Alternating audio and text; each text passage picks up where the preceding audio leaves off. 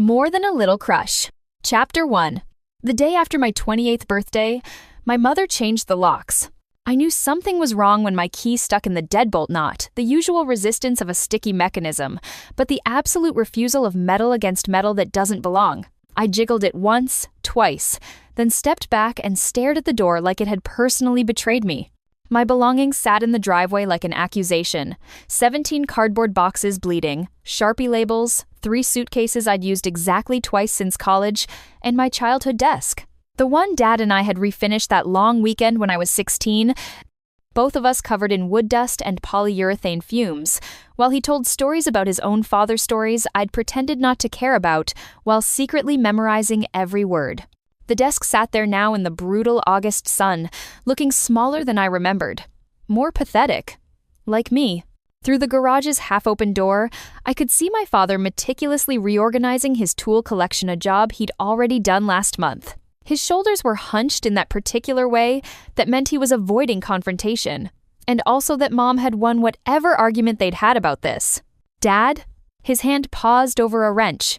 Your mother's inside. That was it.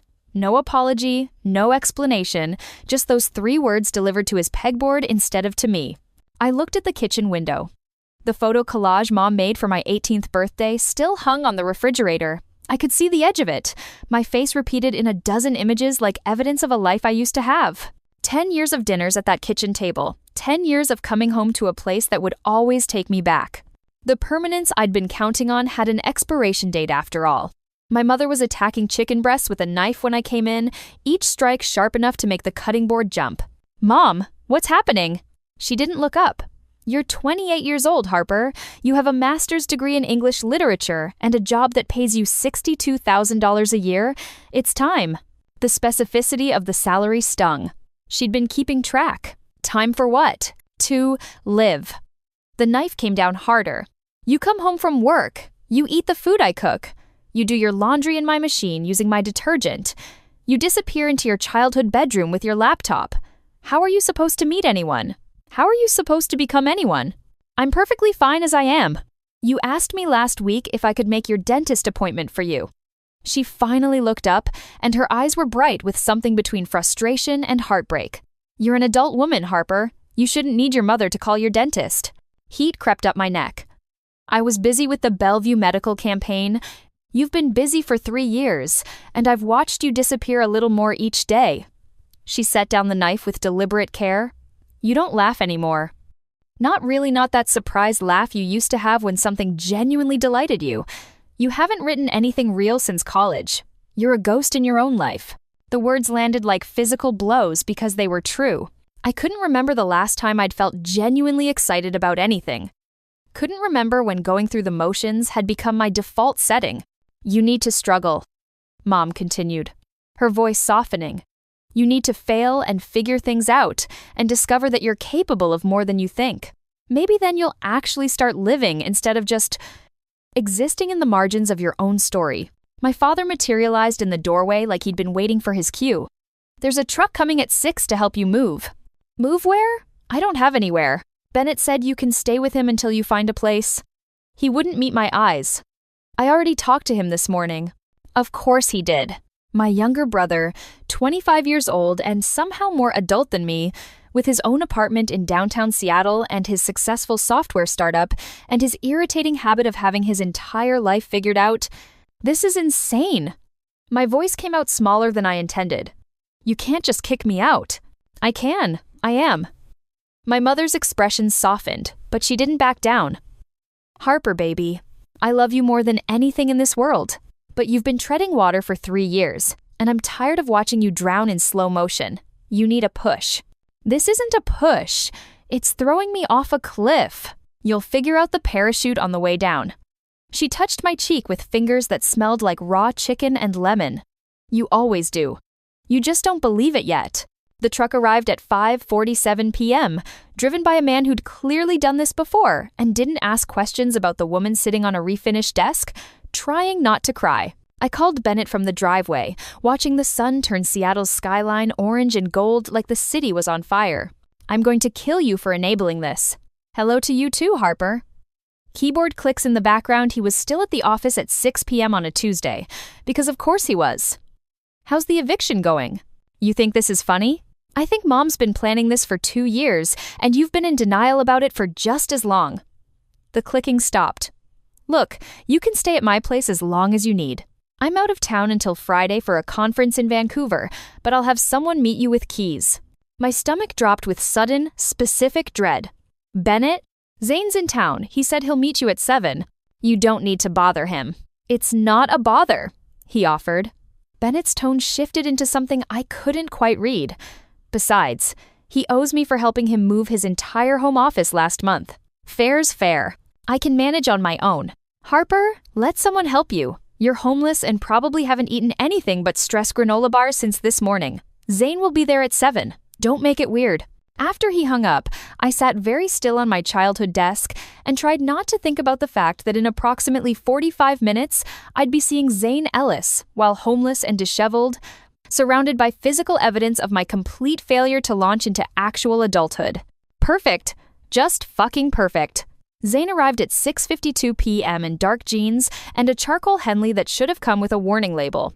He'd always been attractive, in that quiet, dangerous, way-sharp jawline that looked carved, dark hair perpetually messed, like he'd been running his hands through it, brown eyes that seemed to see straight through whatever bullshit you were trying to sell. But somewhere in the past 2 years since I'd last really spent time with him, he'd crossed some invisible line from Bennett's attractive friend to man who makes you forget how words work. I was suddenly, painfully aware that I'd been stress-eating granola bars in my car for an hour and definitely had crumbs on my shirt. Also that my mascara had probably migrated south during my brief cry in the front seat. Also that the universe had a vicious sense of humor. Harper, he surveyed my boxes with something that might have been amusement. Moving up in the world, I see. My mother has decided I need character development via homelessness. Maybe she has a point. I glared at him. You're supposed to be on my side. I'm on the side of getting your stuff inside before it rains. He glanced at the darkening sky, then back at me, and his expression shifted into something gentler. Those clouds look serious, and you look exhausted. Come on. The unexpected kindness in his voice made my throat tight. We worked in efficient silence, Zane carrying the heavy boxes while I grabbed bags and tried not to stare at his forearms. He moved with the kind of casual competence that suggested he did this. Regular helped people, solved problems, showed up when needed. By the time the first fat drops started falling, we'd gotten everything into Bennett's building lobby. The elevator ride to the 9th floor felt endless. Zane smelled like cedar and something clean I couldn't identify. Laundry detergent maybe, or just him. I focused very hard on the ascending floor numbers and tried to ignore the fact that my heart was beating too fast for someone who'd only carried lightweight bags. You okay? He asked quietly. Why wouldn't I be? Because you're gripping that box hard enough to crush it. And you've been chewing your bottom lip since we got in the elevator. His observation was matter-of-fact, not pitying. It's okay to not be okay about this. Something about his directness cracked through my defenses. I stared at the floor numbers. I didn't think I'd end up here, you know? 28, and getting kicked out like some teenager who won't stop smoking weed in their bedroom. For what it's worth, I think your mom's right. I looked at him sharply, ready to be offended. Not about kicking you out, he clarified, holding my gaze. But about you needing something to change. You've seemed stuck for a while now. You noticed that? The question came out smaller than I intended. I notice a lot of things about you, Harper. The elevator dinged before I could figure out how to respond to that, which was probably for the best because my brain had stopped forming coherent thoughts. Bennett's apartment was exactly what you'd expect from a 25-year-old tech entrepreneur who'd read one minimalism blog and taken it as gospel. Sleek furniture with uncomfortable angles, an expensive gaming setup that probably cost more than my car, a kitchen that had clearly never seen actual cooking, and absolutely no personality beyond a few framed photos proving he had a family. One entire wall was windows overlooking downtown Seattle. The Space Needle glowed in the distance, and I found myself thinking about how many times I'd looked at this city and felt nothing. When had numbness become my default? When had I stopped feeling things? Guest room's down that hall, Zane said, nodding toward the darkness. Second door is the bathroom. Bennett said to make yourself at home. Eat whatever you want, though, I should warn you. His idea of groceries is protein powder, energy drinks, and a single sad apple that's been in the crisper since June. Sounds about right. We made several more trips from the truck. Zane moved with the kind of easy efficiency that made everything look simple, and I tried not to notice how his shirt pulled across his shoulders when he lifted the heavy boxes. Tried not to remember that I'd been half in love with him since Bennett first brought him home for Thanksgiving sophomore year. Tried not to think about that night 2 years ago when everything had almost changed between us, and then didn't. When we finished, Zane checked his watch, an actual watch, not his phone, because, of course, he was that person. I should let you settle in. Wait, the word came out too fast, too desperate. I mean, thank you for this. I know Bennett roped you into manual labor on a Wednesday night, when you probably had better things to do than rescue your best friend's disaster of a sister. Harper, the way he said my name low and careful, like it mattered, made me stop talking. You're not a disaster, he said. You're just in transition. And Bennett didn't rope me into anything. I wanted to help. Our eyes met. Something passed between us, some electric current that made the air feel thicker, harder to breathe. For a second, I thought he was going to say something else. Something that would change everything. Then Zane cleared his throat and stepped back, breaking the spell.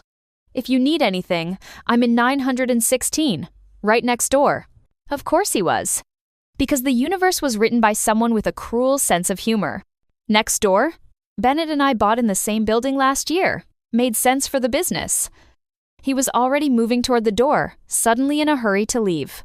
Good night, Harper. Good night. After he left, I stood in Bennett's sterile living room, surrounded by boxes containing my entire life, and tried not to think about the fact that Zane Ellis, the man I'd been half in love with since I was 22 years old, the man who'd pulled away 2 years ago for reasons I still didn't understand, was sleeping 20 feet away on the other side of a wall. This was going to be complicated. Chapter 2. I woke up Thursday morning to my phone having a seizure. Mom, did you eat breakfast? Did you sleep okay? Have you started looking for apartments? Text me back immediately. Mom, Harper Elizabeth Sullivan. Why aren't you answering me? Mom, I'm getting worried. Bennett. Meme of a cardboard box with Home Sweet Home written on it in crayon. Bennett. Too soon? Me? You're dead to me. Bennett. You love me. Bennett. Also check your email. Sent you some apartment listings. Rachel heard about the eviction. Emergency drinks tonight? You can tell me all about your tragic downfall into homelessness. Me. Can't. Drowning in self-pity and cardboard. Rachel. 7 p.m. Capitol Hill. Wear something that doesn't smell like existential crisis. Me. How did you know I think? Rachel. Because I know you. Also, we need to discuss this Zane situation. Me. There is no Zane situation. Rachel. You mentioned him 3 times in your panic call last night. 3. That's a situation. Me. That doesn't mean anything. Rachel. You also called him unfairly hot, and then immediately said you didn't say that even though you definitely did. See you at 7. I threw my phone across the bed and stared at Bennett's ceiling, which was aggressively white and featureless, like the rest of his personality. There was no situation. Zane was Bennett's best friend and business partner. They'd started their software company together 2 years ago, something about data security for healthcare systems that I pretended to understand when they talked about encryption protocols and HIPAA compliance. Zane was also wildly successful, laser-focused, and the kind of person who had his life organized in color-coded spreadsheets. He dated elegant women with impressive careers and even more impressive bone structure. I'd met exactly 2 of them over the years. Simone, an architect who spoke 4 languages and wore scarves like she'd invented them, and Dr. Patel, a cardiac surgeon who'd once explained heart valve replacement to me at a dinner party while I'd nodded and tried not to think about my own heart valves, or the fact that this woman was perfect, and I was not.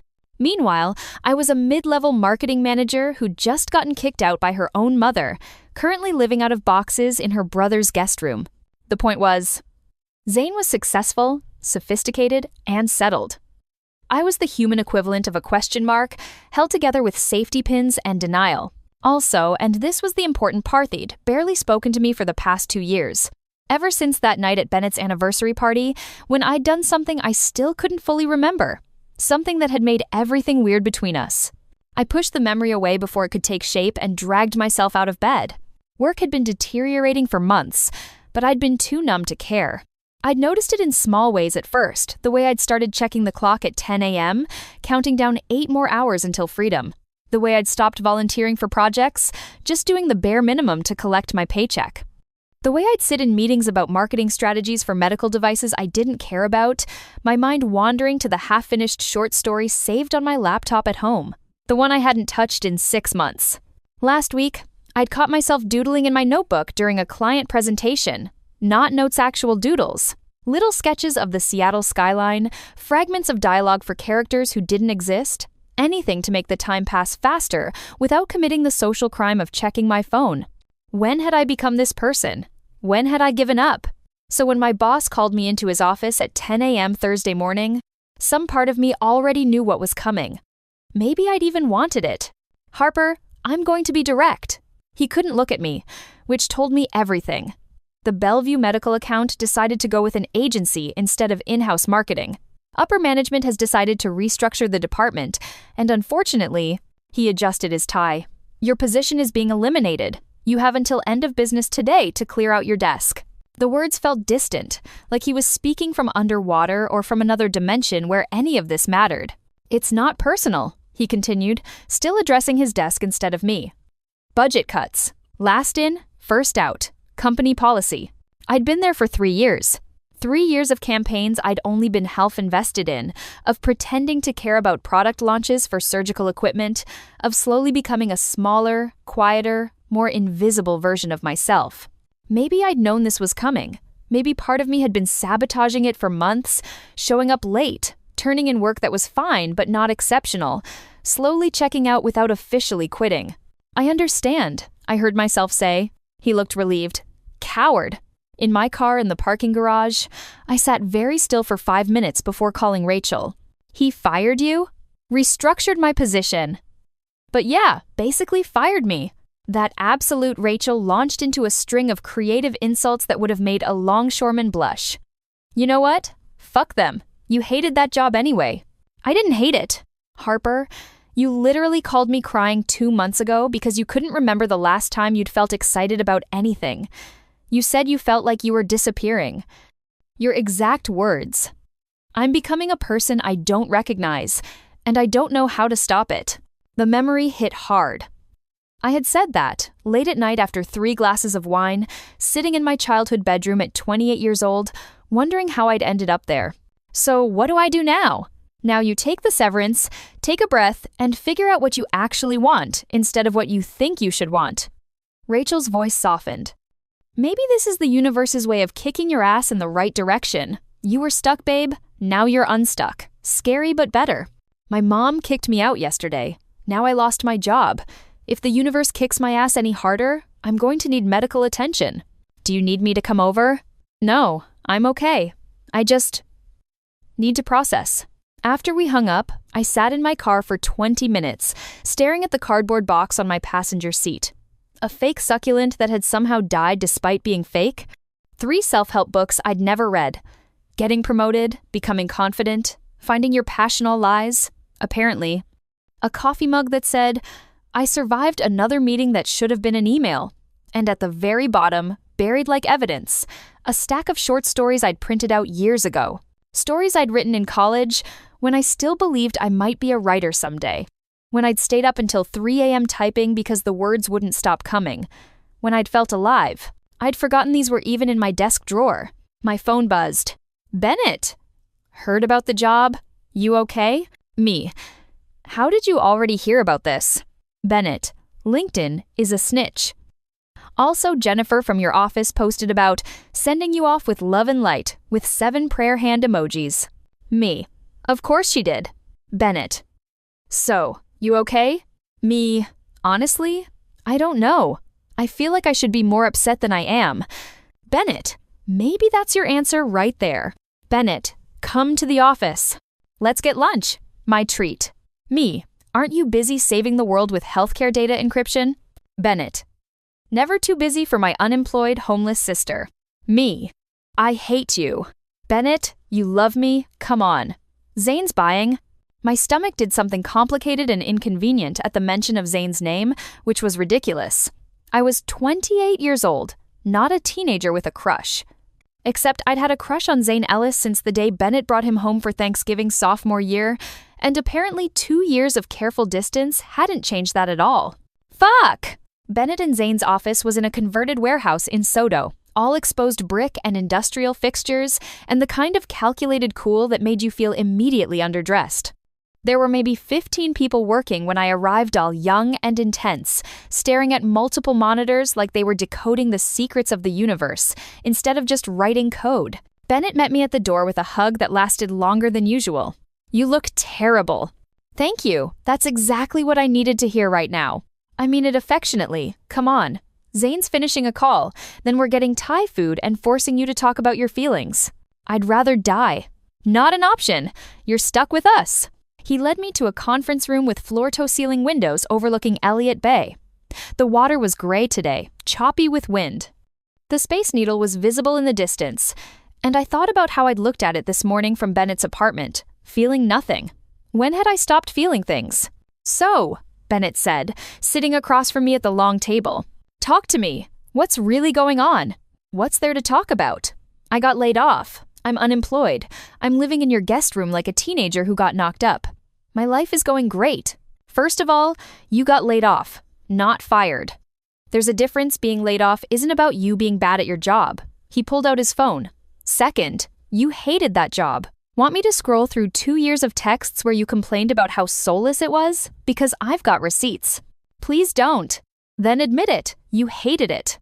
"Fine. I hated it." Saying it out loud felt like releasing pressure from a wound.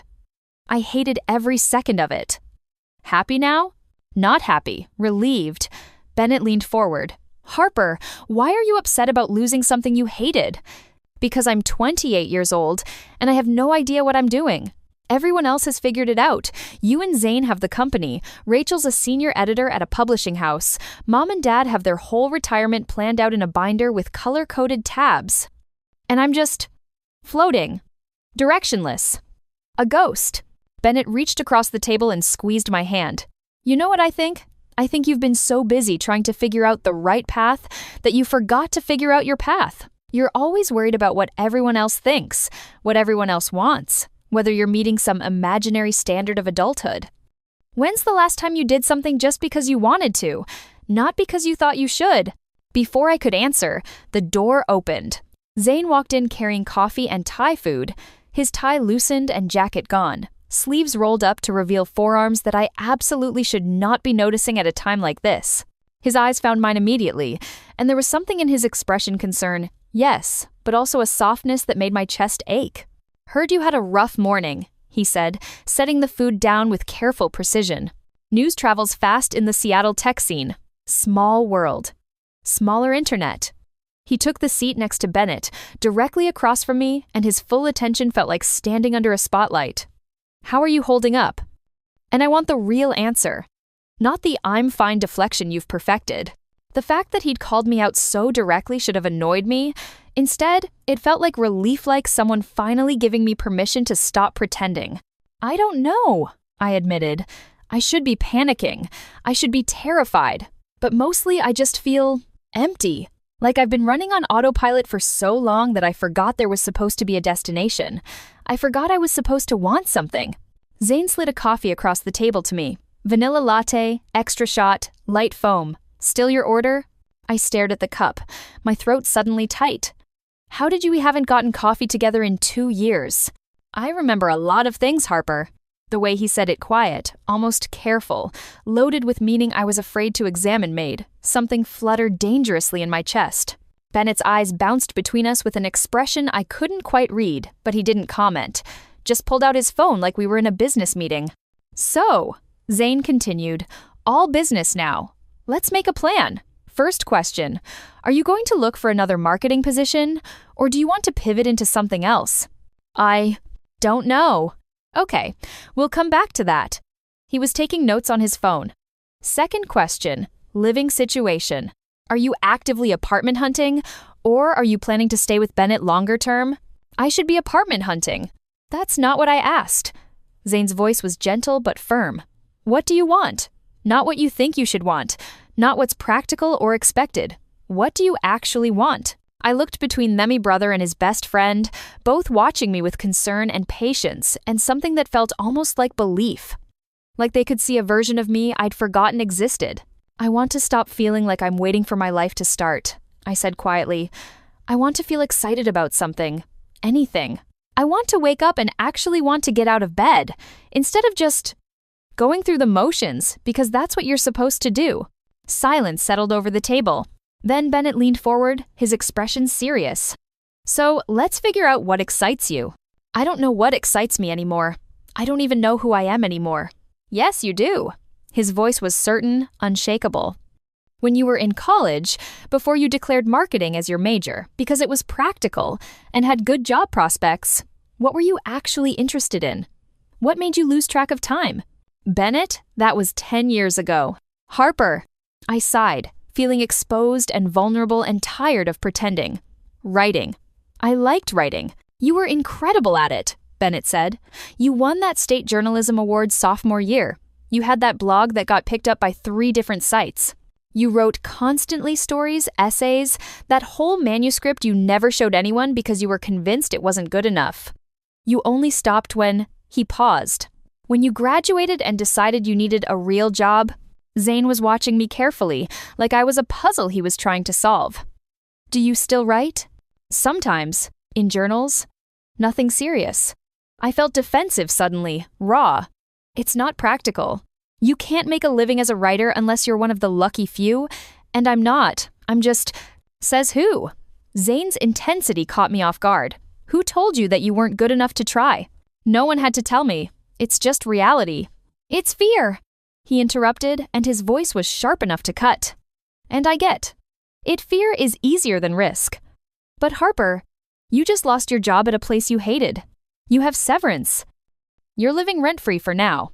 If there was ever a time to take a risk and try something you actually care about, this is it. The truth of his words settled over me like a weight I couldn't shrug off. What if I fail? I asked quietly. Then you fail. Zane's voice softened. But at least you'll have tried. At least you'll know. Harper, do you really want to look back in 10 years and wonder what might have happened if you'd been brave enough to try? If you'd chosen yourself instead of playing it safe? I thought about my desk at my parents' house, the one currently sitting in Bennett's guest, room covered in old notebooks filled with half-finished stories. I thought about how I used to stay up until 3 a.m. writing, so absorbed I'd forget to eat, feeling more alive than I ever felt during the day. I thought about how right it had felt when the words were flowing, like I was exactly where I was supposed to be. When had I let that go? And why? I'll think about it. I managed. Good. Zane sat back, satisfied. Now eat your pad thai before it gets cold. You need actual food, not whatever granola bars you've been surviving on. How did you know about the granola bars? Harper, you stress-eat granola bars. You have since college. I've known you for 6 years. Right. 6 years of him noticing things about me that I thought I'd hidden. 6 years of him paying attention while I'd convinced myself he barely saw me. We spent the next hour eating lunch and carefully not talking about my existential crisis. Bennett told stories about their latest client disaster something, about a hospital system in Tacoma that had accidentally exposed patient data because someone clicked on a phishing email. Zane explained their Portland expansion plans, how they were in final negotiations with a larger company that wanted to acquire them, but let them maintain operational independence. It's a good deal, Bennett said. Great, actually. More resources, bigger reach, ability to hire a real team. We'd still have autonomy over the tech. Only catch is, they want us to relocate eventually, Zane added, and his eyes flickered to me for just a second. To Portland. Which is... complicated. Why complicated? I asked. Because Bennett's whole life is here. Family, friends, routines. His favorite overpriced coffee shop. Zane's gaze lingered on me. It's a lot to ask someone to give up. I don't know, Bennett said thoughtfully. Portland's only 3 hours away. And honestly, a fresh start sounds kind of good. Seattle feels stale lately. I understood that feeling in my bones. When Bennett got called away to handle an urgent client crisis, Zane and I were left alone in the conference room. The silence stretched between us, not quite comfortable, loaded with things unsaid. He's worried about you, Zane said finally. I know. We both are. I looked up, caught off guard by the admission. You don't have to be. I'll be fine. I always am. You keep saying that. He gestured at my hands, which were gripping the coffee cup hard enough to dent it. But your hands say otherwise. I loosened my grip, embarrassed. It's just a lot of change at once. Harper? He leaned forward, and suddenly the space between us felt charged. I've known you for 6 years. I can tell the difference between you being actually fine and you pretending to be fine while everything's falling apart inside. Oh, really? You can tell? Yes. Then tell me. The challenge in my voice surprised both of us. How am I feeling right now? It was meant to be dismissive, maybe even hostilely a way to push back against his presumption, but Zane didn't flinch. He looked at me, really looked at me, with that unsettling intensity that made me feel completely transparent. Scared, he said finally, his voice quiet, overwhelmed, like everything's changing too fast and you can't get your footing. Like you're falling and you don't know if there's a bottom or if you'll just keep falling forever. But also, he paused, and something shifted in his expression. Maybe a little bit hopeful? Underneath all the fear. Like part of you knows this could actually be good, even if it doesn't feel like it yet. Like part of you has been waiting for something to break, so you'd have permission to start over. I couldn't breathe. He'd just described exactly what I'd been feeling articulated, the chaos in my head better than I could have done myself. How did he see me so clearly when I couldn't even see myself? How? Because that's how I felt when I dropped out of my master's program to start the company with Bennett. His voice was quiet, almost confessional. Everyone thought I was crazy. My parents didn't speak to me for 6 months. My advisor said I was throwing away a promising academic career, but I knew I had to try. Even if I failed spectacularly, even if I ended up broke and having to crawl back with my tail between my legs, I had to try. Were you scared? Terrified. I threw up before our first investor pitch. Had full-blown panic attacks at 3 a.m. wondering if I'd made the biggest mistake of my life. But you did it anyway. I did it anyway. He smiled, and it was genuine, a little vulnerable. And look, I'm still here. It worked out. Not perfectly, not easily, but it worked. And Harper? I think the same thing could happen for you. I think you're tired of playing it safe. I think part of you has been screaming to take a risk for years, and you've been so good at ignoring it that you almost forgot it was there.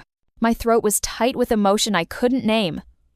You barely know me anymore. We haven't really talked in 2 years. Something flickered across his face pane, sharp and vivid, there and gone so fast I almost missed it.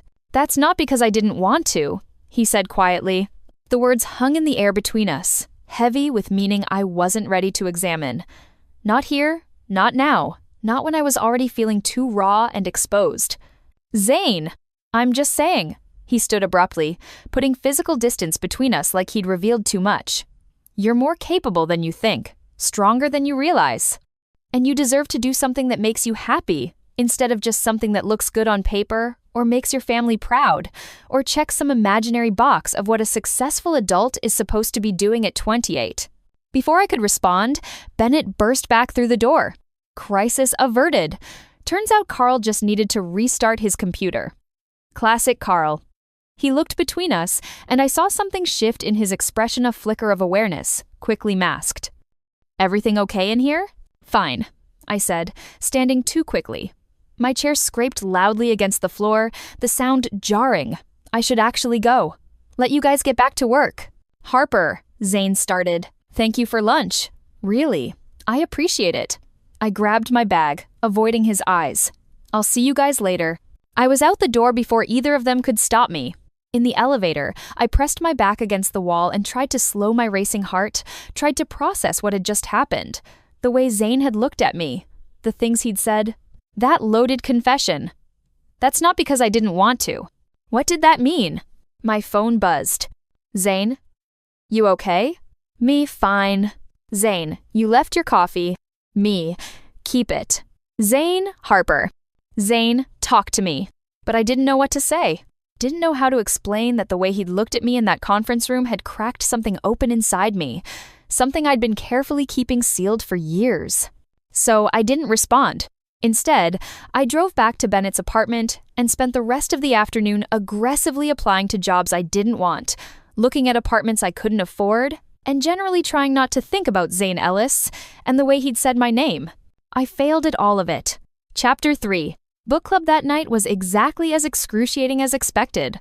Jennifer had brought homemade focaccia to celebrate the baker's journey memoir we'd supposedly read, and the first 45 minutes devolved into an intense discussion about the transformative metaphorical power of yeast as a representation of personal growth. I drank wine and contemplated whether this was rock bottom or if there were still lower depths to discover. I joined this book club 3 years ago on Rachel's suggestion, thinking it would help me feel more settled in Seattle, more like a real adult with real adult friends who did real adult things like discussing literature. Instead, I'd spent 3 years pretending to care about books. I skimmed the night before, nodding along to conversations that made me feel hollow and fraudulent. "Harper, you've been awfully quiet," Jennifer said during a merciful lull in the yeast discourse. "What did you think about the protagonist's decision to leave her marriage to pursue artisanal bread making? I think she should have tried couples therapy first." The room went silent. 7 pairs of eyes stared at me like I'd suggested burning books. I backtracked, watching Jennifer's expression crumple. "It's very brave, very inspiring. The bread is clearly a metaphor for self-actualization. Or whatever. Yeast is transformative, definitely." Rachel, who'd come as moral support and was the only reason I hadn't faked my own death to get out of this, choked on her wine. "Well," Jennifer said stiffly, "I think the bread represents her refusing to be needed by societal expectations anymore." "Did you just, I started?" "That was a pun about bread," Rachel whispered. She made a pun. "I want to die." After book club mercifully ended, Rachel drove me home because I'd had too much wine to be trusted with a vehicle or really any major life decisions. "That was brutal," she said. "I've had worse days. Barely." "Harper, can I say something without you deflecting with humor?" "Probably not. But go ahead." She was quiet for a moment, navigating Capitol Hill's narrow streets. "You need to quit this book club." "I can't just quit." "Why not?" "You hate it. You've hated it for 3 years. You spend 2 hours every month pretending to care about books you haven't read, having conversations that make you feel empty. Why do you keep doing this to yourself?" "Because I thought it would help me make friends." "Feel more adult? Settled. And has it? No. I feel like someone who fakes enthusiasm about bread metaphors and can't connect with anyone because I'm too busy pretending to be someone I'm not. So quit. Do something you actually enjoy instead of forcing yourself to fit into boxes that don't work and never will. I leaned my head against the window, watching Seattle slide past. I lost my job today. I'm living with my brother. I'm 28 years old with no plan, no relationship, no idea what I'm doing with my life. At least, book club was. Consistent, consistently terrible, consistently making you feel bad about yourself. Harper, consistency isn't valuable if the thing you're being consistent about sucks. It's still something, some structure. Rachel was quiet for a long moment. Then, what about Zane? My stomach dropped. What about him? Harper, come on. She glanced at me at a red light. I've known you for 6 years. I've watched you light up every time Bennett mentioned him. I've listened to you talk yourself out of feelings you clearly have. I've seen the way you carefully avoid being alone with him. And now you're living next door, and you're acting like it's not significant. It's not significant. He's Bennett's friend. He made you coffee this morning, from memory. After 2 years of barely talking to you, he has a good memory. He looked at you like you were the only person in the room when I video called you from that client party last month. I saw it, Harper. Even through a phone screen, I could see exactly how he looked at you. My heart was racing. That doesn't mean anything. Or it means exactly what you're afraid it means. Rachel pulled up to Bennett's building. Look, I'm not saying you have to do anything about it. But maybe stop pretending you don't feel something. You've spent 3 years in a job you hated, staying in book clubs you despise, living small because it felt safe. Maybe it's time to stop playing it safe with your heart too. What if it doesn't work out? What if we try something and it crashes and burns spectacularly, and then Bennett loses his best friend and business partner, and it's all my fault? Or, Rachel said gently, what if it works out? What if you finally let yourself have something you actually want, instead of always protecting everyone else from hypothetical disasters that might never happen? I didn't have an answer to that. Upstairs, I found a note slipped under Bennett's door. The handwriting immediately recognizable. You forgot your leftovers. Again. They're in your fridge. Also, I know you didn't eat dinner at book club, you never do, because Jennifer only serves bread, and you need actual protein. There's soup in a salad, eat something that isn't wine, and existential dread. Z. I opened the fridge to find not just my Thai food from lunch, but also a container of what looked like homemade vegetable soup, still warm. Fresh sourdough bread that definitely didn't come from a grocery store. The irony wasn't lost on me. A salad with dressing on the side, the way I liked it. And a slice of chocolate cake that looked suspiciously like it came from that bakery 3 blocks away that I'd mentioned exactly once 6 months ago. My phone buzzed. Zane, before you text me saying it's too much, you need to eat actual food, I had extra from dinner. It's not a big deal. Me, this is becoming a pattern. Zane, what pattern? Me, you feeding me like a stray cat you're trying to domesticate. Zane, someone has to. Bennett tells me you survive on coffee and spite at book club. Me, Bennett has a big mouth. Zane, Bennett cares about you. So do I. I stared at those last 3 words for a long time, my heart doing complicated things in my chest. Me, thank you. Really, you didn't have to do this. Me, I'm eating the cake first out of pure spite. Zane, that'll show me. Zane, how was book club? Me, Jennifer brought homemade focaccia, and I told everyone the protagonist should have tried therapy instead of abandoning her marriage for artisanal bread.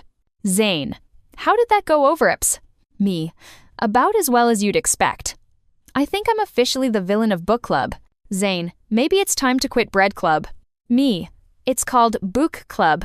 Zane, is it though? Because it sounds like bread club to me. I was smiling at my phone like an idiot when Bennett's key turned in the lock. He came in looking exhausted, dropping his laptop bag by the door with a heavy thud. Long day? I asked. The longest? He collapsed on the couch next to me, immediately stealing a bite of my cake without asking. 3 client calls, 2 investor meetings, and Zane's having some kind of crisis about the Portland expansion. My stomach tightened. What kind of crisis? The am I making the right decision kind. He's been weird all day, distracted, keeps staring at his phone like he's waiting for something important. Bennett rubbed his face. Which is weird, because Zane doesn't do distracted. Zane does focused and intense and occasionally terrifying, not distracted. Guilt twisted in my stomach, irrational but present. Maybe he's just stressed about the acquisition. Maybe. Bennett was quiet for a moment, studying me with an expression I couldn't quite read. Harper, can I ask you something? Sure. You and Zane. He hesitated, choosing his words carefully. You guys have always gotten along, been friendly. But lately, even before you moved in here, you've both been acting weird around each other. What's going on? My heart stopped. What do you mean? I mean, he asks about you constantly. And I don't mean casually, I mean genuinely, like your answer matters. How's Harper doing? Is she happy? Does she seem okay? Has she mentioned anything about her job? And whenever I mention his name, you get this look on your face like you're trying really hard to seem normal about it and failing spectacularly. I don't. You do. Bennett turned to face me fully. Look, I'm not blind. And I'm not stupid. If something's going on, or if something almost happened, or if there's something you want to tell me, just tell me. Don't make it weird by hiding it and making me guess. There's nothing to tell, I said, and technically it was true. Nothing had happened. Nothing was happening. I promise. Bennett studied me for a long moment, clearly deciding whether to push. Okay, he said finally. But Harper, if something does happen, just talk to me about it first. Don't hide it. I'm your brother, but he's my best friend and business partner, and I don't want things to get complicated in a way we can't come back from. That's all I'm asking. Nothing's going to happen. Right. He stood up, stretching. I'm going to bed. Try not to overthink yourself into oblivion. Too late.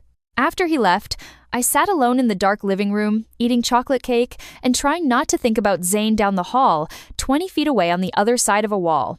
Trying not to think about the way he'd looked at me today, or the food in my fridge, or the careful way he'd said, I notice a lot of things about you, Harper. My phone buzzed, and my heart jumped. Zane. Bennett, okay? Me. Just tired. Long day. Zane. Is that why he just asked me directly if I have feelings for you? I nearly dropped my phone. Nearly choked on chocolate cake. Nearly died right there on Bennett's uncomfortable minimalist couch. Me. What? Me. What did you say? The typing indicator appeared, disappeared, appeared again. Each second felt like an hour. Finally, Zane. I told him the truth. My heart was in my throat, my hands shaking. Me, which is Zane. That I do. Zane, have feelings for you. Zane. In case that wasn't clear, I stared at the screen, my pulse racing so hard I could hear it in my ears, feel it in my fingertips. Me, Zane. Zane, you don't have to say anything. Zane, I just needed you to know. Zane. Good night, Harper. I sat there for 20 minutes, typing and deleting responses. Everything I wrote felt wrong too much or not enough, inadequate or terrifying or impossibly complicated. Finally, I gave up on words entirely. I walked down the hall to apartment 916 before I could talk myself out of it. It was past 11. This was insane, but I knocked anyway. Zane opened the door in sweatpants and a t-shirt. His hair messy like he'd been running his hands through it, his expression shifting from surprise to something more cautious, more vulnerable when he saw me standing there. Hi, I said. Hi, can I come in? He stepped back without a word, and I noticed his hand shaking slightly as he closed the door behind me. He was nervous. Zane Ellis, who presented to venture capitalists and negotiated million-dollar deals without breaking a sweat, was nervous because I was standing in his apartment. The living room was dim, just the kitchen light on. There was a laptop open on the couch he'd been working. An empty coffee mug sat on the side table next to a worn paperback, pages folded at the corners from repeated readings. Everything was neat but lived in, purposeful.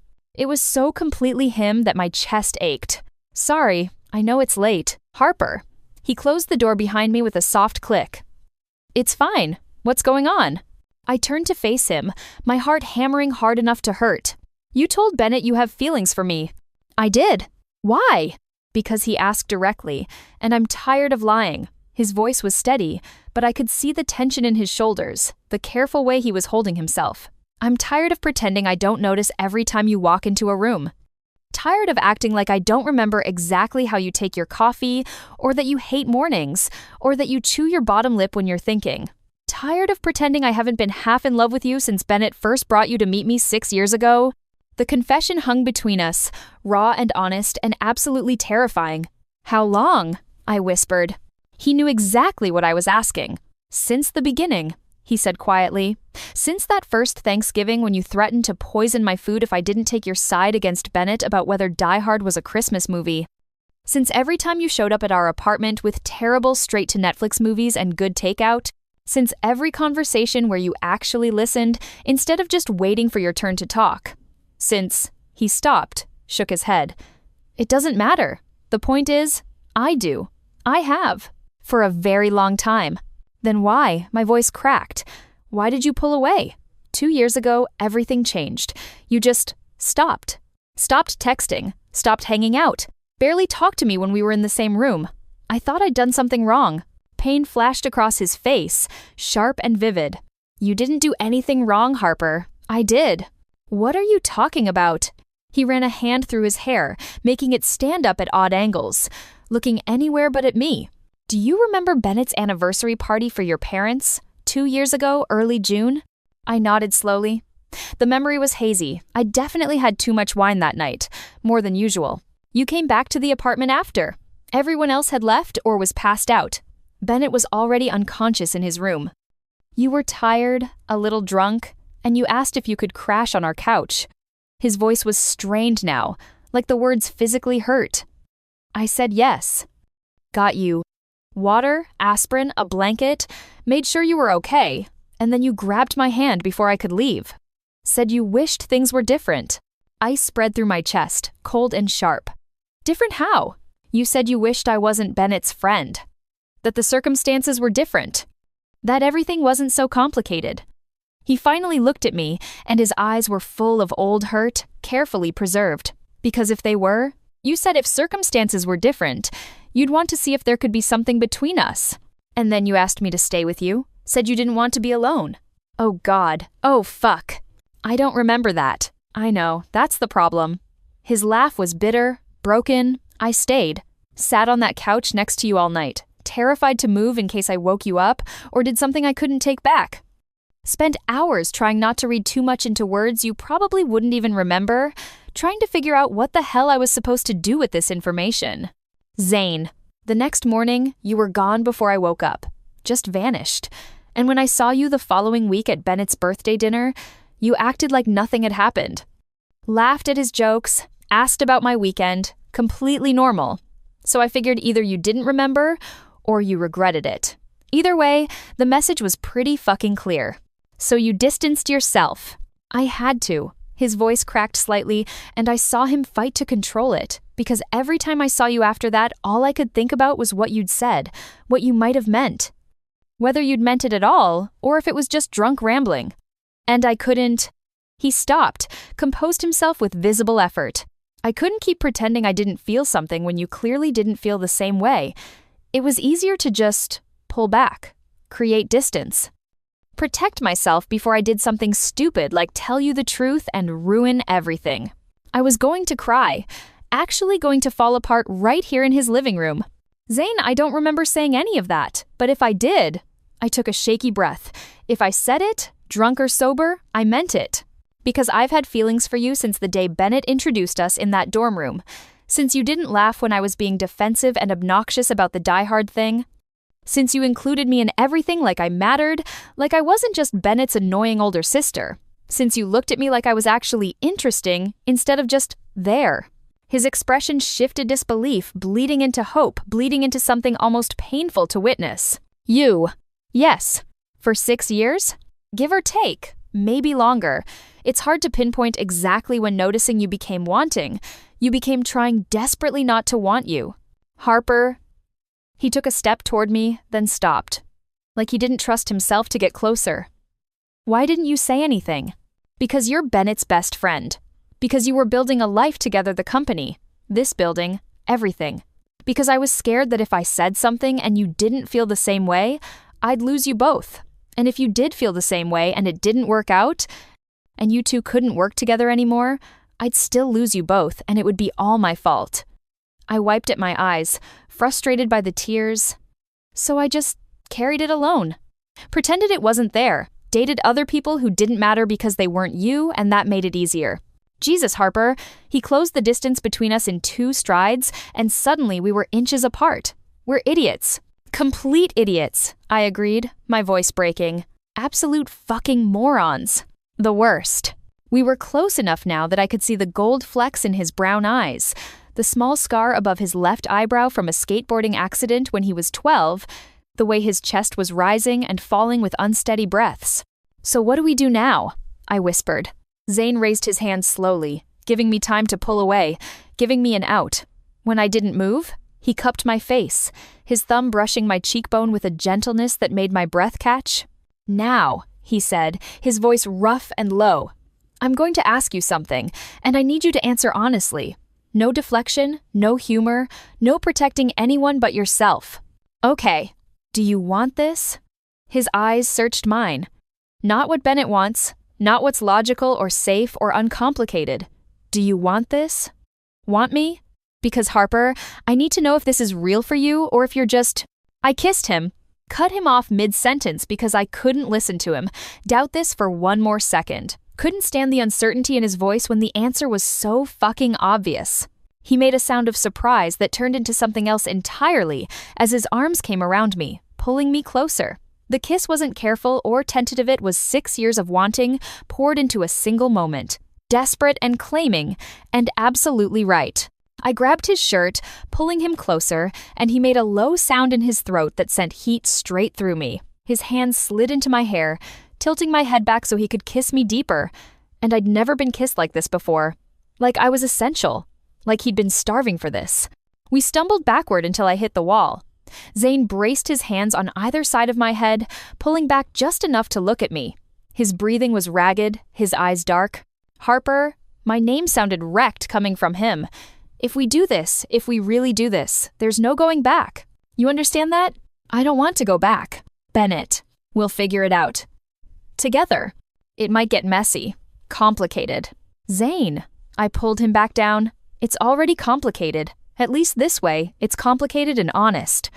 He kissed me again, softer this time, like a promise. Like coming home after a long time away. When we finally broke apart, both breathing hard, Zane pressed his forehead to mine. I can't believe this is real. Me neither. We should probably talk about this.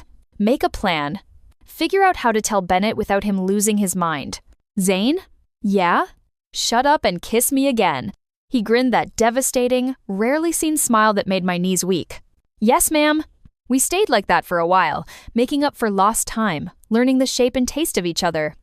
Eventually, we migrated to the couch, tangled together, talking quietly about everything, how we'd missed the signs, how we'd both been so careful, how this felt both terrifying and inevitable. Around 2 a.m., Zane's stomach growled loudly enough to be heard in the next county. I laughed against his chest.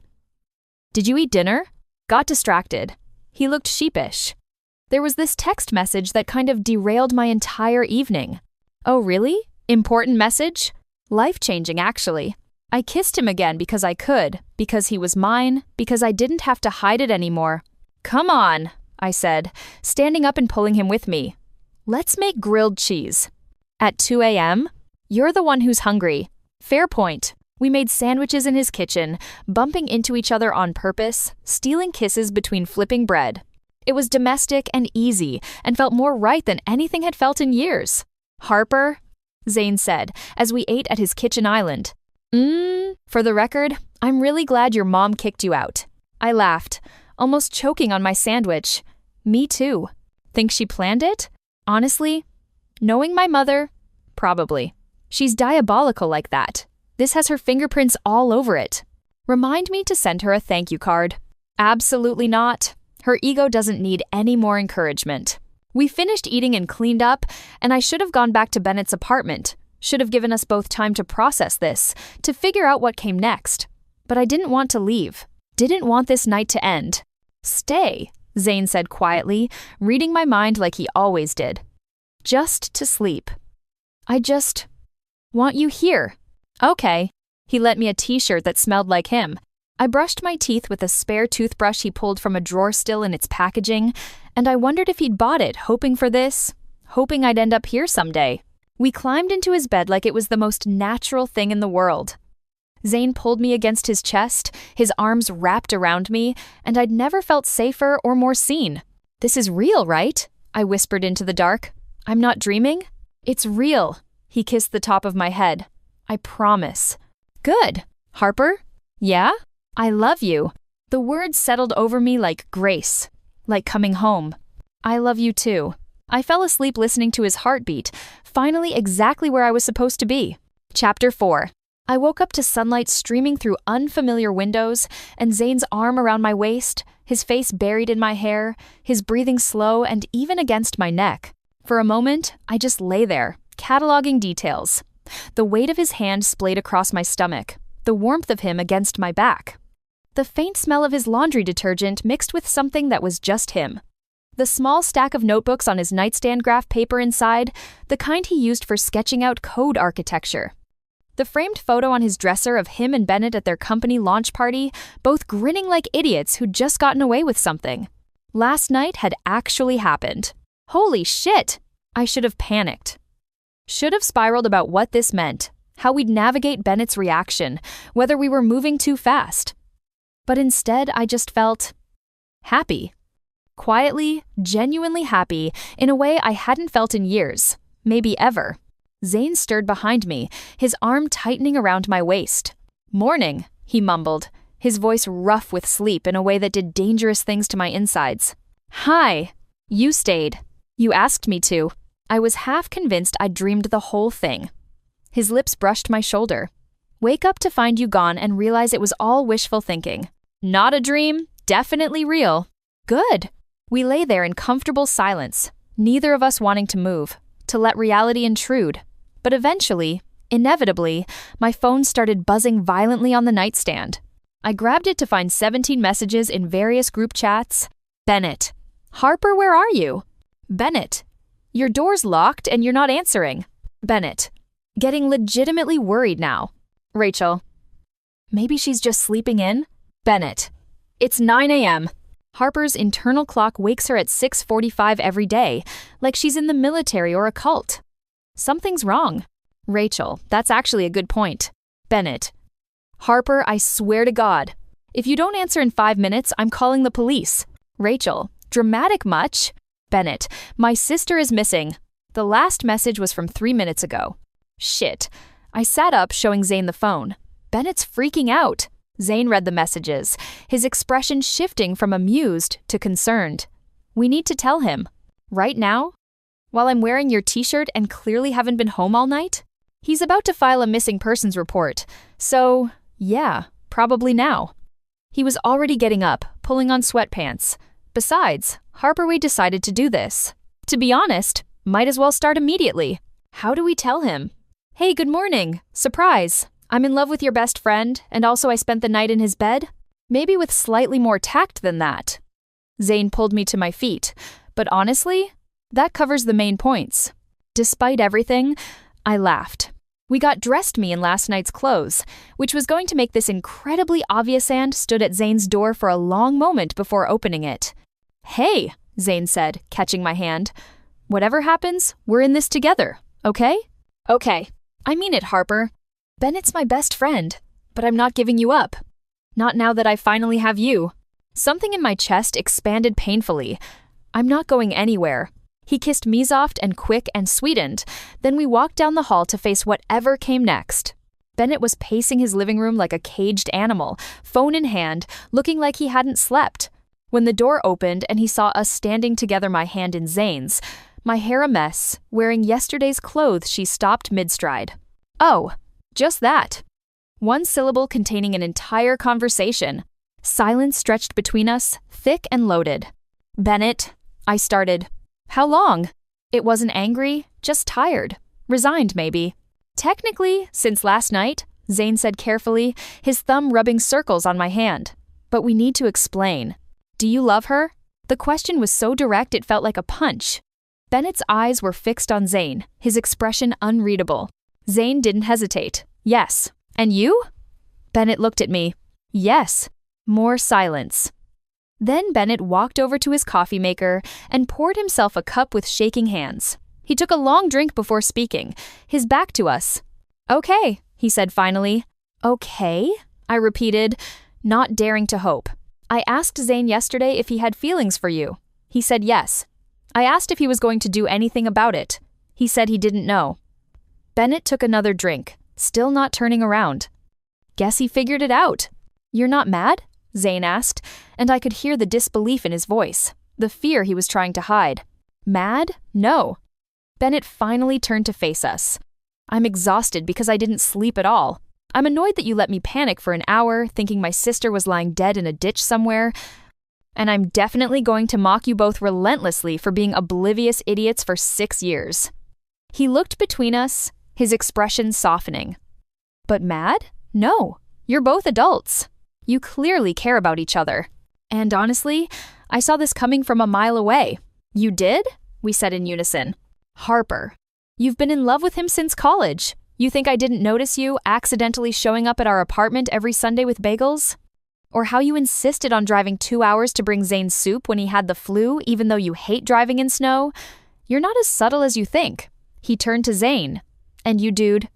You literally told me last month that Harper was the kind of person who makes you believe in possibility. That's not how you talk about your best friend's sister, unless you're completely gone for, it's her. Zane had the grace to look embarrassed. So you're really okay with this? I asked carefully, still not quite believing it. Bennett set down his coffee and came over to us. His expression was serious now, all business. Look, he said, you're my best friend. He looked at Zane. And you're my sister. My favorite sister, don't tell Mom I said that. He looked at me. I love you both. If this makes you happy, then I'm happy. But his expression hardened slightly. If either of you hurts the other one, you're going to have to answer to me. And before you think I'm not serious, remember that I know where you both sleep, I have keys to your apartments, and I know a guy who knows a guy. Understood. We said in unison again. Good. Bennett's face broke into a grin, the tension finally breaking. Now that we've established that I'm supportive but also terrifying Harper, you got fired yesterday and we need to talk about your career crisis. Laid off, I corrected automatically. Whatever. Point is, you're unemployed and homeless. Living next door to your boyfriend Jesus, that's going to take some getting used to, and you need a plan. We've been discussing it, Zane said. We think Harper should freelance. Give herself space to figure out what she actually wants to do, instead of jumping into another job she'll hate. I don't have freelance clients. You have us, Bennett interrupted. Our website is a disaster. The copy is technical and boring because Zane wrote most of it. Hey! And we need blog posts for SEO, marketing materials, help with our Portland pitch deck. It's not full-time work, but it's a start. You'd set your own hours, work from anywhere, actually use your writing skills for once. And before you say you're not qualified, Zane added, squeezing my hand, I've read your stuff. That blog you had in college, the essays you used to post. Harper, you're genuinely talented. You just convinced yourself that writing wasn't a real career, so you stopped trying, stopped believing in yourself. I looked between them, these two men who somehow believed in me more than I believed in myself. What if I fail? Then you fail, Zane said simply. But at least you'll have tried. And honestly, I don't think you're going to fail. I think you're going to be fucking brilliant at this. We can help you find other clients too, Bennett continued. Mom knows half of Seattle. Rachel knows the other half. Give it a month and you'll probably be turning down work. You really think I could do this? Harper, Zane said, turning me to face him fully. I know you can. The question is, do you believe it? I thought about the essays I'd written in college, the awards I'd won, the way writing used to make me feel alive, purposeful, like I was doing exactly what I was meant to do. When had I let that go? And why? Okay, I said finally. Let's try it. We spent the next hour planning Bennett pulling up contacts, Zane outlining what they needed for the company, me taking notes and trying not to feel overwhelmed by their faith in me. At some point, Zane's hand found mine under the table. I squeezed back, grateful. Around noon, Bennett's phone rang. He glanced at it and groaned. Mom, I should probably take this before she sends out an actual search party. He stepped into his bedroom, leaving Zane and me alone in the kitchen. So, I said, that went better than expected. Bennett's a good guy. I knew he would be okay with it. Did you really? Because I was about 90% sure he was going to kill us both. Zane laughed, pulling me into his lap. Maybe 10% worried. But mostly I knew he loves us both too much to stand in the way of something that makes us happy. I played with the collar of his shirt, suddenly serious. Are you happy? Are you kidding? He tipped my chin up, so I had to look at him. Harper, I've wanted this for 6 years. 6 years of pretending I didn't, of keeping my distance, of watching you date other people and trying not to be jealous. Yes, I'm fucking happy.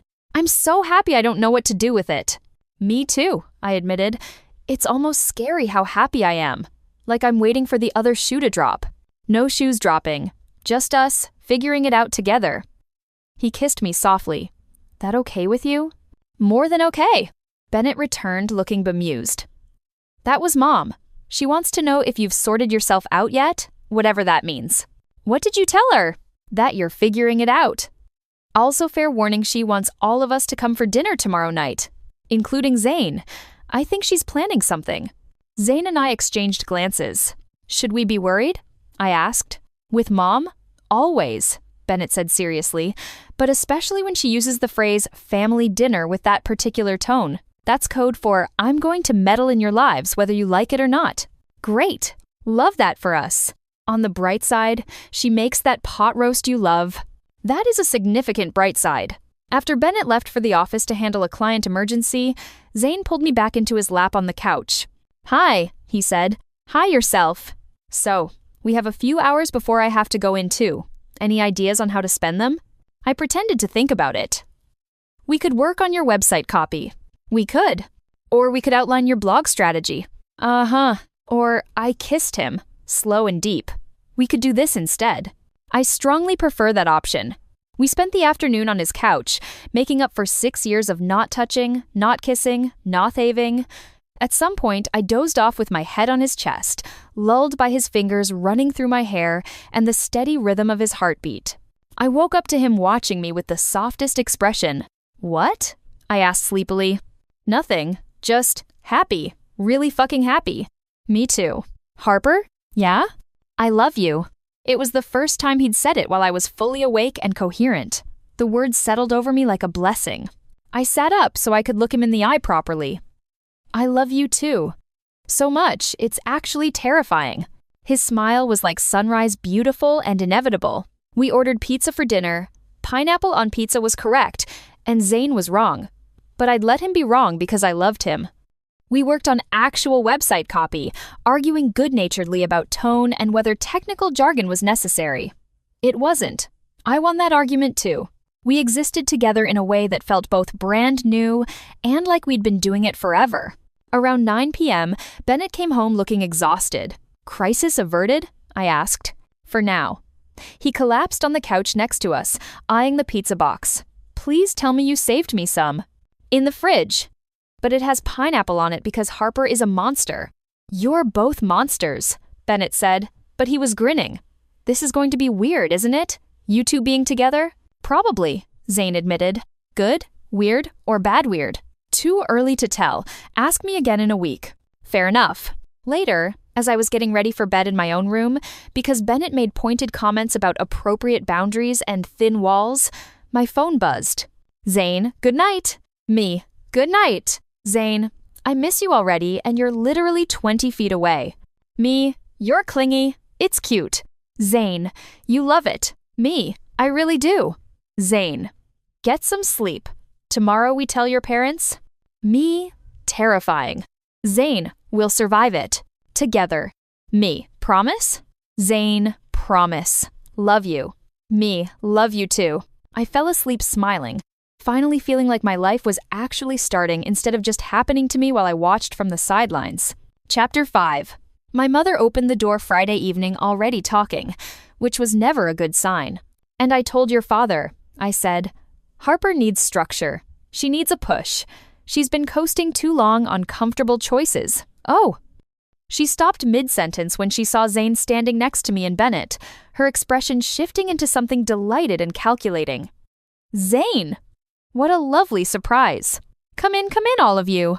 Thank you, Mrs. Sullivan. Zane's hand found mine briefly as we crossed the threshold, a quick squeeze for courage before we followed her inside. The house smelled like pot roast and fresh bread, the same smells from every important family dinner for the past 28 years. My father was in the living room, pretending to read the newspaper but clearly listening to every word. Bennett called ahead. My mother continued, leading us to the dining room with purpose. Said you had news? Bennett, the absolute traitor, grinned from where he was already setting the table. They have something to tell you. I'm going to murder you, I muttered. Not before dinner, he replied cheerfully. Mom made pot roast. We all sat down, and my mother served food with the kind of intense focus that meant she was absolutely dying to know what was going on, but was exercising superhuman restraint by not asking directly. My father had no such restraint. So, he said, looking between me and Zane with knowing eyes. You two finally figured it out? I choked on my water. Actually choked. Coughing while Bennett helpfully pounded on my back. Dad! I managed between coughs. Don't dad me. I'm not blind, Harper. That boy's been looking at you like you hung the moon since Bennett brought him home freshman year. He turned to Zane. About damn time you did something about it. Zane went slightly red but didn't look away. Yes, sir. Robert, my mother scolded, but she was practically vibrating with excitement. Let them tell us properly. I looked at Zane, who nodded encouragingly, his hand finding mine under the table. Okay, so I took a breath.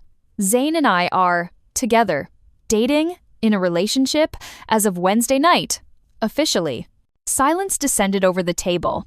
My mother set down her fork very carefully, precisely, like she was handling something fragile. Finally, she breathed.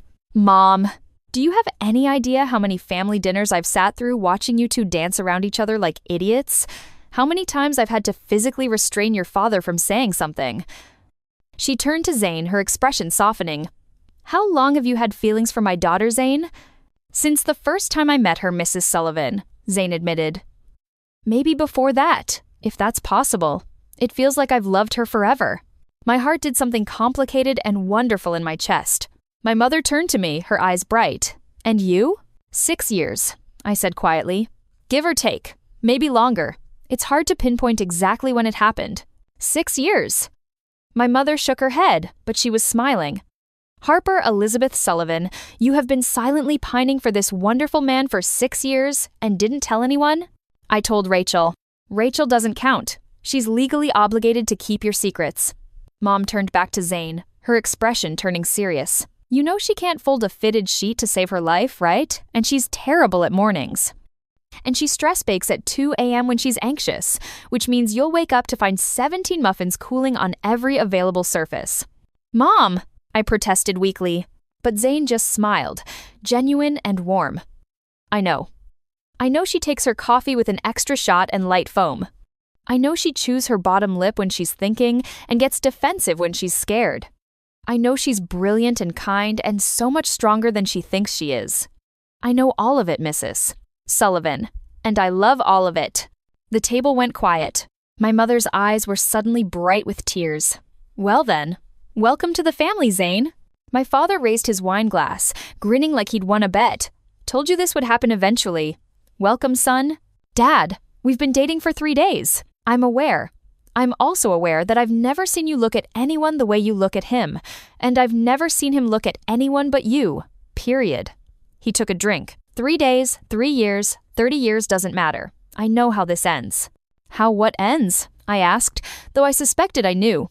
You're going to marry him, my father said matter-of-factly, like he was commenting on the weather. Probably within the year. Maybe sooner if you're smart about it. Robert! My mother gasped, scandalized but delighted. You'll scare them off. Won't scare them off. Look at them. We all looked at Zane and me, still holding hands under the table like teenagers at prom. Bennett laughed. He's not wrong. I give it 6 months before Zane proposes. Can we please eat dinner before you marry us off? I begged. Of course, sweetheart. My mother passed the potatoes with exaggerated innocence. But for the record, I agree with your father. And Zane, dear, if you need help ring shopping when the time comes, I have very strong opinions about diamonds. Mom, I'm just saying, I want to be prepared. Dinner continued with my parents interrogating Zane about the company, about his plans, about his intentions. My mother actually used that Victorian novel word. Zane handled it all with remarkable patience and charm, answering honestly, making jokes that actually landed, somehow making my parents love him even more than they already did. At one point, while Bennett and Dad argued about football in the living room, my mother pulled Zane and me into the kitchen for dessert, red, more meddling. Zane, she said, cutting into a chocolate cake with surgical precision. I need you to promise me something. Anything, Mrs. Sullivan.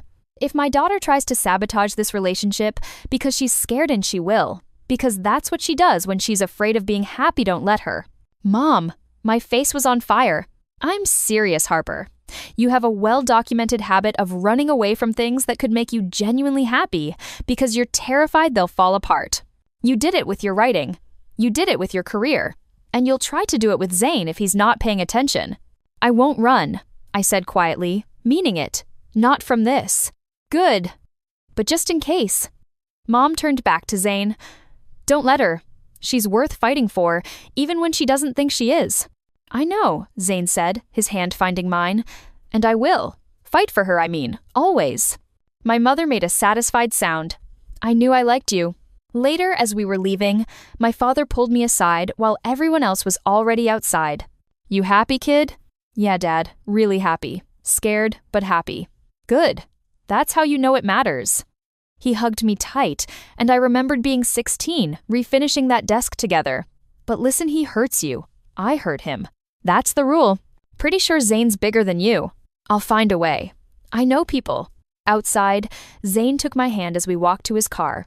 Bennett trailing behind us, talking on his phone with someone from work. Your family's intense, Zane said. I tried to warn you. I love them. Even after the interrogation about your intentions? Especially after that. They care about you. Want you to be happy. Want to make sure I'm good enough for you. He opened my door with old-fashioned courtesy. Can't fault them for that. I'd do the same thing. On the drive back, I stared out the window at the Seattle skyline. The Space Needle lit up against the dark like a beacon.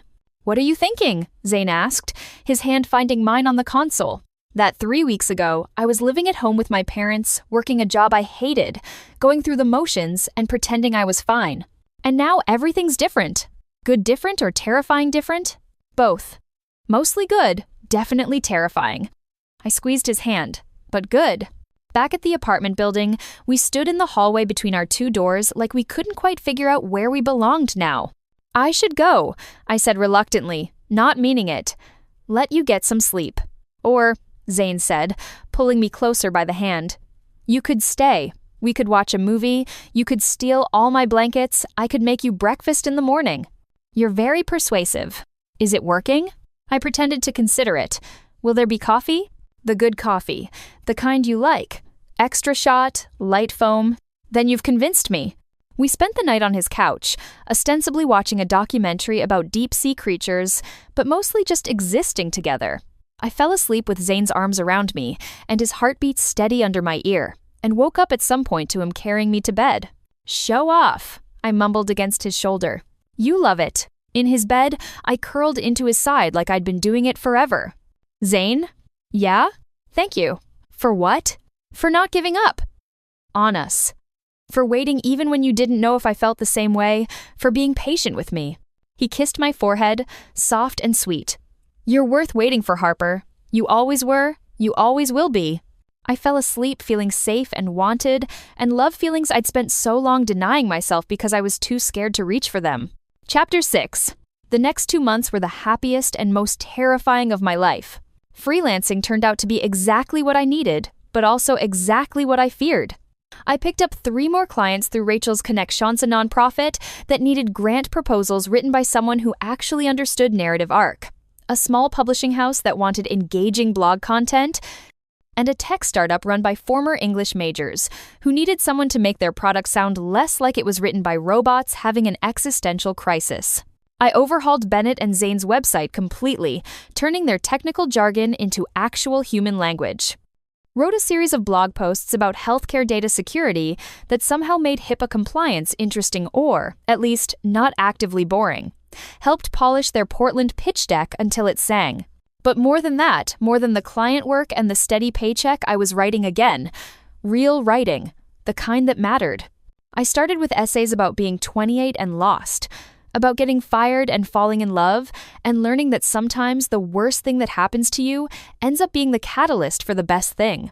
About how rock bottom can feel like solid ground if you're willing to stand on it and build something new. I submitted 1 essay to an online magazine on a whim, not expecting anything. They accepted it within 48 hours, paid me actual money, asked if I had more. So I wrote more. Short stories about people finding themselves in the wreckage of their old lives. Personal essays about vulnerability and fear and choosing courage anyway. A half-formed novel idea about a woman who discovers she's been living someone else's life and has to figure out what her own life looks like. It felt like coming home to a part of myself I'd forgotten existed, had maybe actively tried to kill because it felt too vulnerable, too exposing, too much like hoping for something I might not deserve. The terrifying part? Letting Zane all the way in. I'd spent so long protecting my self-building walls, maintaining distance, using humor and deflection to avoid real vulnerability, that actually being open with someone felt like learning a new language. Every time I wanted to pull back or make a joke to lighten the mood or change the subject when things got too real, Zane would just look at me with that patient understanding and wait. He was infuriatingly good at waiting, at seeing through my bullshit, at calling me out gently but firmly when I tried to hide. You're doing it again, he said one night as we cooked dinner together in his kitchen, which had basically become our kitchen since I spent most nights there. My toothbrush in his bathroom, my books on his shelves, my coffee mug in his cabinet. Doing what? I was aggressively chopping vegetables, taking my stress out on innocent carrots. Retreating. Something's bothering you, and instead of talking about it, you're murdering those carrots. I looked down at the carrots I'd reduced to confetti. These are perfectly normal pieces. Harper. He turned off the stove and gave me his full attention, which was always intense and slightly overwhelming. Talk to me. I set down the knife. What if this doesn't work? What if what doesn't work? Any of it. The freelancing, the writing, us. What if I fail at everything and end up worse off than before? What if I'm making all the wrong choices and I'm too stupid to see it until it's too late? Zane turned off the stove completely and moved to stand in front of me, his hands gentle on my arms. Do you want to fail? He asked. Of course not. Then why are you planning for it?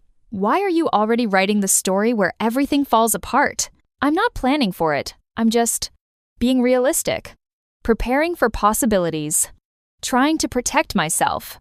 Harper. His voice was gentle but firm. You can't live your whole life preparing for disaster. At some point, you have to trust that things might actually work out, that you might actually succeed, that you might actually deserve good things.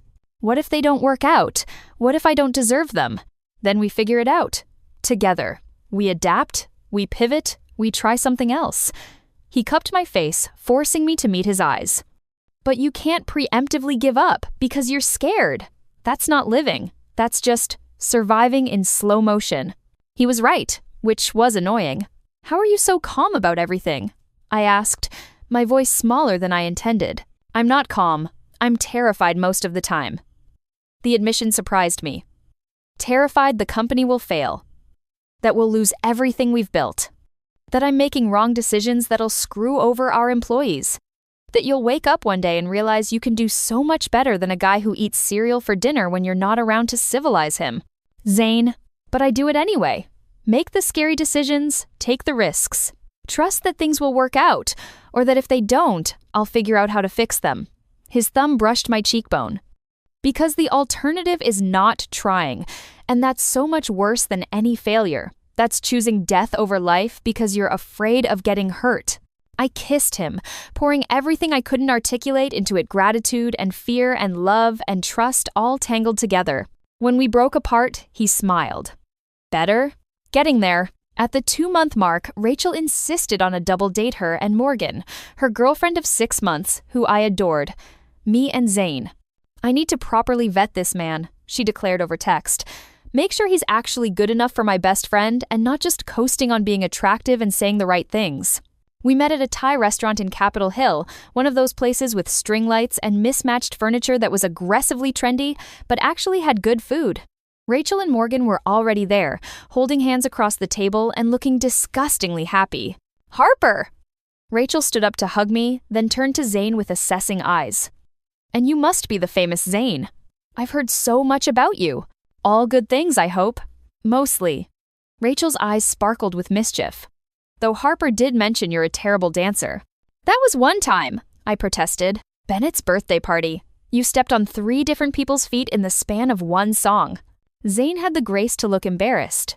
In my defense, I was drunk and someone thought playing dubstep at a birthday party was appropriate. No excuse, Morgan said, grinning. Rachel's been teaching me properly. We could give you lessons if you want. Weekend intensive. Hard pass? Zane and I said in unison. Dinner was easy and fun, which made me realize how rare that was, how many dinners I'd sat through in the past few years, feeling performative and hollow. Rachel interrogated Zane with increasingly absurd questions. If Harper was a kitchen appliance, which one would she be, and why? What's your position on cilantro? How do you feel about watching foreign films with subtitles? And Zane handled it all with good humor and surprising insight. Food processor, he said to the first question without hesitation. Versatile, efficient, and occasionally intimidating when you don't expect it. I threw a napkin at him. He caught it without looking away from Rachel. Cilantro is fine in moderation, but overwhelming in excess, he continued, and I prefer subtitles because then I can actually understand what people are saying instead of just guessing based on context, clues, and vibes. Rachel nodded approvingly. Acceptable answers. You may continue dating my best friend. Thank God, I was worried. At one point, Rachel pulled me aside to the bathroom, her expression shifting from playful to serious. Okay, she said, checking under the stalls to make sure we were alone. He's perfect. Don't screw this up. I'm trying not to. Harper, look at me. She grabbed my shoulders with both hands, her grip firm. You deserve this. You deserve to be happy. You deserve someone who looks at you like you hung the moon and then personally installed the stars for good measure. Stop waiting for the other shoe to drop. What if it does drop? What if this is too good to be true, and I'm just too naive to see it? Then you deal with it when it happens. But Harper, you can't live your life in constant fear of things ending. That's not fair to you. It's not fair to him. It's just existing in a state of perpetual anxiety instead of actually living. She was right. Everyone kept being right, and it was getting exhausting. Back at the table, Zane's hand found mine immediately, his thumb tracing patterns on my palm. "Everything okay?" he murmured. "Yeah, Rachel was just giving me the shovel talk." "Should I be worried?" "Very. She knows where to hide bodies and has extensive true crime podcast knowledge." "Good to know." After dinner, we walked around Capitol Hill, stopping at a bookstore that was open late. Zane immediately disappeared into the science section while Rachel dragged me to fiction, both of us browsing with the intense focus of people who take books very seriously. "I really like him," Morgan said, appearing next to me with a stack of books. "He looks at you like you're the answer to a question he's been asking his whole life." "He's pretty great," I admitted, watching him through the stacks as he studied book spines with complete absorption. "So when are you moving in together officially?" I nearly dropped the book I was holding. "What? We've only been dating for 2 months." "So? You've known each other for 6 years. You've been in love with him forever. And you basically live at his place, any of your toothbrush is there, your clothes are there, half your books are there." Morgan shrugged. "Seems like the next logical step." "I haven't thought about it." That was a lie. I'd thought about it constantly. Every morning when I woke up in Zane's bed, every night when I had to decide whether to go back to Bennett's or just stay. Every time I caught myself calling Zane's apartment home instead of Bennett's. "Think about it," Morgan said simply. "Life's too short to waste time on logistics when you know what you want." That night, lying in Zane's bed, because yes, I had fully moved in without officially moving in, I couldn't stop thinking about what Morgan had said. "Zane? He was half asleep, his arm heavy across my waist. "Do you ever think about the future? Our future?" He woke up more at that, shifting so he could see me in the darkness. "All the time." "What do you think about?" He was quiet for a moment, and I could feel him choosing his words carefully. "I think about you working at the desk by the window while I'm in video meetings, both of us existing in the same space, doing our separate things but together. Coming home to you after work, trips actually home, not just your place and my place. Cooking dinner together every night instead of just sometimes. Waking up next to you every morning instead of having to say goodbye at some point because you technically live somewhere else. Even though we both know that's bullshit at this point." My heart was racing. "You want me to move in?" "I want a lot of things." His hand found mine in the darkness. "But I don't want to pressure you or make you feel like this is moving too fast just because it feels right to me. What if I want it too?" He shifted so he could actually see my face. "Do you?" "I think so. Maybe. Is that crazy? We've only been officially dating for 2 months. "Harper," he cut me off gently, "I've been in love with you for 6 years. 2 months, 2 years, 20 years doesn't matter to me. If you want to move in, I want you to move in. If you're not ready, that's okay too. But don't make this decision based on some imaginary timeline of what's supposed to happen when. What about Bennett? We can't just abandon him. Bennett's a grown man who can take care of himself. Plus, I think he's already planning to convert your room into an office. He mentioned it last week." "He did. Said something about reclaiming his space now that you two idiots finally got your act together." I laughed despite my nerves. "What if we're rushing things?" I asked quietly. "What if we're not?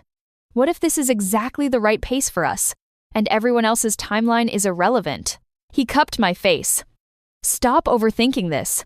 Do you want to live with me? Yes or no?" "Yes," I admitted, my voice barely above a whisper. "I really do." "Then let's do it." "Just like that?" "Just like that." He kissed me softly. "We'll tell Bennett tomorrow. Tonight, let's just enjoy the decision." So we did. Chapter 7. Bennett took the news exactly as expected. "About fucking time," he said when we told him over breakfast the next morning. "Do you know how annoying it's been pretending I don't hear you two sneaking back and forth? The walls are thin, people. I know things. Things I wish I didn't know. I wanted to die." Zane just laughed. "We'll be more considerate," Zane promised, not sounding sorry at all. "You'd better. Also, Harper, you're taking all your stuff. I'm reclaiming my guest room for an actual office. I need space to work from home occasionally without staring at your boxes." "That's fair. And one more thing." Bennett's expression softened slightly. "I'm happy for you. Really. You both seem lighter. Happier. Like you're finally where you're supposed to be." "Thanks, Ben." Don't get sappy on me. Now help me finish this coffee before I have to pretend to care about code reviews. We spent that weekend moving my things from Bennett's apartment to Zane's Snow apartment. It wasn't much. I'd been living out of boxes for months, but it felt monumental, clearing space in his closet for my clothes, putting my books on his shelves, hanging prints I loved on the walls. "This okay?" I asked, holding up a framed vintage map of Seattle with handwritten notes marking important locations. Zane came up behind me, wrapping his arms around my waist, his chin resting on my shoulder. "It's perfect. You're perfect. This is perfect. You're in an extremely generous mood. You're officially moving in with me. I'm allowed to be happy about it. Actually, I'm required to be happy about it. It's in the boyfriend handbook." I turned in his arms. "You're really sure about this? Really sure you want me here permanently?" "Harper." He looked at me with complete certainty. "I've never been more sure of anything. You belong here, with me. This is your home now. Our home. You belong with me too," I said quietly, meaning it. "Good. Then we agree." That night, our first official night living together, we ordered pizza and watched terrible reality TV and did absolutely nothing special. It was the best night of my life. Over the next few months, we fell into a rhythm that felt both new and inevitable. Zane would work from home some days, and I'd write at the dining room table. We'd break for lunch together, discussing our projects or debating what to watch later, or just existing in comfortable silence in the same space. My freelancing picked up momentum. I was making decent money, not Fortune 500 money, but enough to contribute equally to rent and expenses, enough to feel like a partner instead of a dependent. More importantly, I was writing every day. Real writing that mattered to me, that felt true. The essay I'd sold to that online magazine got picked up by 2 other sites, then went semi-viral on Twitter. People commented, shared it, said it resonated. An editor at a larger publication reached out asking if I had more work. A literary agent's assistant sent me a DM saying her boss might be interested in representing me if I ever wanted to write a book. So I wrote more. And more, until I had a collection of essays about starting over, about taking risks, about learning that failure isn't the end of the world. It's just data, information, a redirect towards something better. "You should pitch this as a book," Zane said one night, reading through my latest piece about the day my mother kicked me out. "Harper, this is genuinely brilliant. People need to read this. You're biased because you're contractually obligated to think I'm brilliant. I'm honest because I respect you enough to tell you the truth. And the truth is, this is good. Really, genuinely good. You should try to publish it properly." So I did. I found an agent through a writer's forum, crafted a query letter that took me 2 weeks and 17 drafts, and sent it off expecting nothing. 3 weeks later, she called me. "I love this," she said, her voice warm and professional. "The voice is fresh. The perspective is relatable, and you write about vulnerability in a way that feels honest instead of performative. Let me see if I can sell it." 4 months after that, I had a book deal. Not a huge one, small independent press, modest advance that wouldn't quit my day job but felt like validation, but a real book deal. My essays, with my name on the cover, in actual bookstores. I called Zane first, even though he was just in the other room working. "I sold the book," I said when he appeared in the doorway. "You sold the book." "I sold the book." My voice cracked with emotion I wasn't expecting. He picked me up and spun me around, both of us laughing, and I thought about the distance I'd traveled. From my mother's driveway to here, to this moment, to this life. I was actually living instead of just surviving through. 6 months after moving in together, Zane came home from work with a strange expression, something between excited and terrified. "What's wrong?" I asked immediately, my anxiety response kicking in. "Nothing's wrong. Something's right. Very right." He set down his bag carefully. "We got the acquisition. The Portland deal. It's official." "That's amazing!" I threw my arms around him. "I'm so proud of you. This is everything you've been working toward. There's one complication, though." I pulled back, my stomach dropping. "What?" "They want us to relocate. To Portland, full-time, the whole company." My stomach dropped further. Portland. "Yeah." He was watching me carefully, trying to read my reaction. "I know it's not ideal." "Zane, this is incredible. You should absolutely take it. We should take it, both of us, together." I stared at him. I can't ask you to turn down your dream opportunity because of me. You're not asking, I'm choosing. He took my hands, his grip firm. If you don't want to move, we don't move. It's that simple. We find another way to make the deal work: remote management, frequent travel, whatever. But I'm not moving to Portland without you. But this is your dream. You're my dream. His voice was fierce, almost angry at my inability to understand this. The company is great. I love what we're building. But Harper, you're the part I can't live without. The non-negotiable part. So, if Portland doesn't work for you, we figure out a different plan. I thought about it. Thought about my life in Seattle, me parents 45 minutes away. Rachel, who I saw twice a week, the coffee shop I loved, the routine I'd built. But also thought about adventure, about starting fresh again, about building something new with Zane. How much time do we have to decide? I asked. A month, maybe 6 weeks. Okay, let's think about it. Really think about it. Together. We spent the next month weighing options. I visited Portland twice, checking out the writing scene, meeting with my agent who had connections there, getting a feel for the city. Portland was different from Seattle, smaller, weirder, greener, with a literary community that felt more accessible somehow. Powell's Books alone was worth considering the move. The coffee was pretentious but excellent. The food scene was incredible. I could write from anywhere, I told Zane one night as we walked along the waterfront. My clients are mostly remote anyway, and Portland has an amazing writing community. I could find a good critique group, make connections with other writers, maybe even teach workshops. But he heard the hesitation I was trying to hide. But my family's here. Rachel's here. My whole support system is here. Your whole past is here, Zane corrected gently. But your future could be anywhere, could be everywhere. Is that your way of saying you want to move? No. That's my way of saying I want whatever you want. If staying in Seattle makes you happy, we stay. If moving to Portland makes you happy, we move. If moving to fucking Antarctica makes you happy, I'll learn to love penguins. He pulled me close. I just want you happy, Harper. That's the only thing that matters to me. In the end, Rachel made the decision for me, or at least gave me permission to make it for myself. Go, she said when I called her, panicking for the 100th time. Have an adventure. Start fresh. You can always come back if you hate it, but you'll never know if you don't try. What if I'm making a mistake? What if you're not? Harper, 2 years ago you were living in your childhood bedroom, working a job that was slowly killing your soul, too scared to take any risks or reach for anything that mattered. Look at you now. You're writing professionally. You published a book. You're in love with someone who loves you back. This is growth. This is living. I'm going to miss you so much. I'm 3 hours away by car, 2 hours by train. We'll visit constantly. Plus, Morgan and I have been talking about relocating. Any Portland's music scene is way better, and the rent is cheaper. You're just saying that. I'm saying it because it's true. Go to Portland, Harper. Take Zane, take your laptop, write your next book. Live your fucking life instead of just thinking about living it. So we went to Portland. Chapter 8. 2 years later. The bookstore reading was packed, standing room only, people pressed against the walls, the energy electric with anticipation.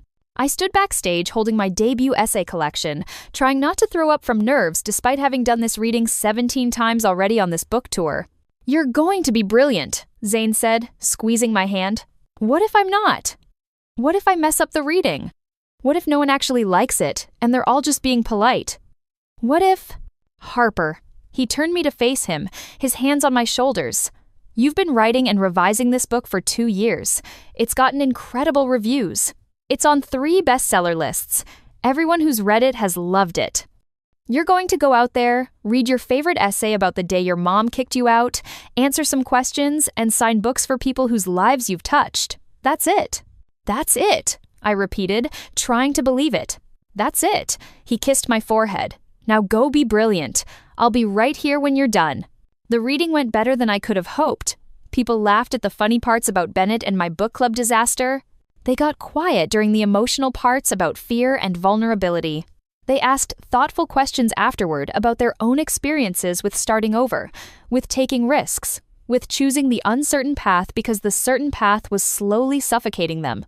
I signed books for over an hour, talking to readers about their stories, their fears, their hopes. A woman in her 50s told me my essay about getting fired had given her courage to quit her job and start her own business.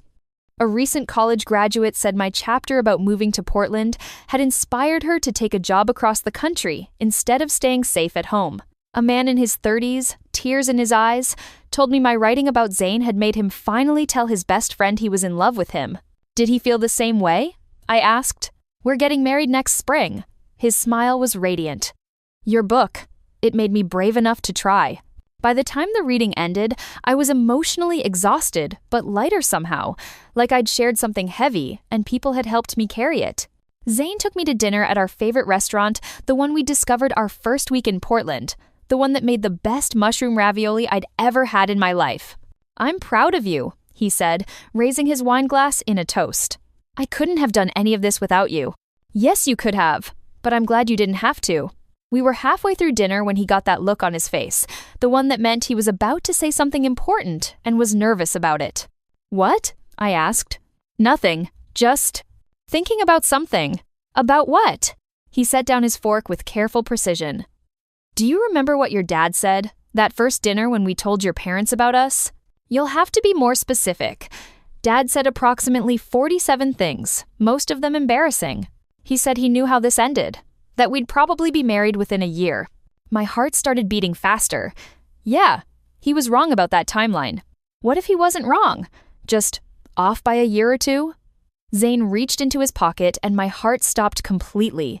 What if the timing is actually perfect right now? He pulled out a small velvet box, and the entire restaurant seemed to go quiet. Or maybe that was just the blood rushing in my ears. Harper, I've loved you for 8 years. I've lived with you for 2 of them. I've watched you grow and change and become more yourself every single day, braver. More confident, more willing to take risks, and reach for what you want. And I don't want to wait anymore. He opened the box to reveal a simple, beautiful ring of sapphire surrounded by small diamonds, exactly my style, even though we'd never discussed it. Harper Sullivan, will you marry me? I was crying, full and sobbing in the middle of an expensive restaurant, while other diners pretended not to watch but absolutely were watching. Yes, I managed through tears. God, yes. Obviously yes, you ridiculous man. He slipped the ring on my finger with shaking hands and kissed me while the entire restaurant erupted in applause. Your timing is terrible, I said through tears and laughter. I look awful when I cry. You look perfect. You always look perfect to me. Sap. You're Sap now, officially and legally, once you sign the papers. We called everyone from the restaurant. My parents both cried. My mother said I knew it approximately 47 times. My father demanded to know if Zane had asked for his blessing, and when Zane admitted he'd called him last week, Dad got choked up and had to hand the phone to Mom. Bennett demanded to be best man and made a joke about finally making our relationship legal in the eyes of God and the state of Oregon. Rachel screamed so loud, Zane had to hold the phone away from his ear, then immediately started planning the bachelorette party. That night, back in our apartment or home, Zane pulled me onto the couch, both of us still giddy with champagne and happiness. Can I tell you something? He asked. Anything. That day your mom kicked you out? When I got Bennett's text asking me to help you move? I was terrified. Of what? That you'd move in with Bennett and I'd still be too scared to tell you how I felt. That I'd watch you from next door, so close but still impossibly far away, and never do anything about it. That I'd waste more years loving you from a distance, because I was too afraid of losing you to risk actually having you. He traced my engagement ring with his thumb, like he was making sure it was real. Your mom kicking you out was the best thing that ever happened to both of us. Should we thank her in the wedding speech? Definitely, she'll love that. Might actually cry, which would be worth it just to see. Speaking of the wedding, let me guess, your mom already has opinions. 17 texts worth of opinions, all sent in the last 30 minutes. Of course she does. We stayed up late, talking about wedding plans and life plans and all the plans we'd make together. At some point, we migrated to bed, still talking, tangled up in each other. Hey, Harper, Zane said quietly, his voice sleepy. Yeah? I'm really glad you exist. I laughed, but my throat was tight with emotion I couldn't name. I'm really glad you exist too. Good. Let's keep existing together. For how long? Forever sound good? Forever sounds perfect. And it was. Epilogue. Our wedding was small and perfect, just family and close friends in a garden outside Portland. Exactly 1 year after the proposal. My mom cried through the entire ceremony, clutching my dad's hand like she needed the anchor. My dad walked me down the aisle and whispered, "Told you so," before handing me off to Zane with suspiciously bright eyes. Bennett gave a best man speech that managed to embarrass us both with stories from college. They've been idiots about each other since day one, and I have the receipts, actual text messages I've saved for this exact moment. But also made everyone cry when he talked about how he'd watched us both become happier, braver, more ourselves since we'd finally stopped being cowards about our feelings. Rachel read a poem she'd written about love and friendship and taking risks that left half the guests reaching for tissues. When Zane and I exchanged vows, I could barely get through mine without my voice breaking. "I spent most of my life waiting," I said, looking into his eyes and trying not to fall apart. Waiting to figure things out. Waiting to be ready. Waiting for permission to want things. Waiting for my life to start. But you taught me that life doesn't wait. That the best things happen when you stop preparing for them and just live. Just reach for what you want and deal with the consequences as they come. So thank you for being patient with me while I figured that out. Thank you for seeing me when I couldn't see myself. Thank you for loving me enough to wait and for being brave enough to tell me the truth even when you didn't know if I felt the same way. I love you. I choose you. Every day for the rest of my life, I choose you. Zane's vows were shorter but destroyed me completely. Harper, you are my home, my adventure, my best decision, my favorite person, the reason I believe in taking risks and choosing courage and reaching for impossible things. I can't wait to see what we do next. I can't wait to spend forever figuring it out with you. The reception was at my parents' house. They'd flown in from Seattle for the week and insisted on hosting. We danced badly because neither of us had rhythm. We ate cake and toasted to new beginnings and laughed until our faces hurt. Late in the evening, I found my mom in the kitchen, exactly like that night 2.5 years ago, when everything had changed. "Thank you," I said. She looked up from arranging leftover cake, her eyes bright. For what? For kicking me out. For forcing me to figure things out on my own. For believing I could when I didn't believe it myself. She set down the cake server and pulled me into a tight hug. "You always could, baby. You just needed to believe it yourself. Needed to get uncomfortable enough to actually try. I believe it now. I know. I can see it in everything you do, the way you write, the way you love, the way you move through the world like you actually belong in it, instead of like you're apologizing for taking up space." She pulled back to look at me. "I'm so proud of you, Harper. Not because you got married or published a book, but because you chose yourself. Finally chose to actually live, instead of just surviving." Zane found us there, slipping his arm around my waist like it belonged there. "Ready to go?" he asked. "Car's waiting." We were leaving for our honeymoon in the morning 2 weeks in Italy. Just the two of us, no schedule or plans beyond eating good food and existing together. "Ready," I said. Outside, under the stars, Zane pulled me close. "How are you feeling, Mrs. Ellis?" "Like the luckiest person alive." "Good, because you are. You're supposed to say you're the lucky one. We're both lucky. That's the deal. We get to both be lucky at the same time." I kissed him, tasting champagne and cake and happiness and promise. "Yeah," I agreed. "We're both lucky." We drove to the hotel, hands linked across the console, already planning our next adventure. Because that's what life was now, one adventure after another. Always together, always choosing courage over comfort. And it all started with my mom kicking me out. Best thing that ever happened to me. The end.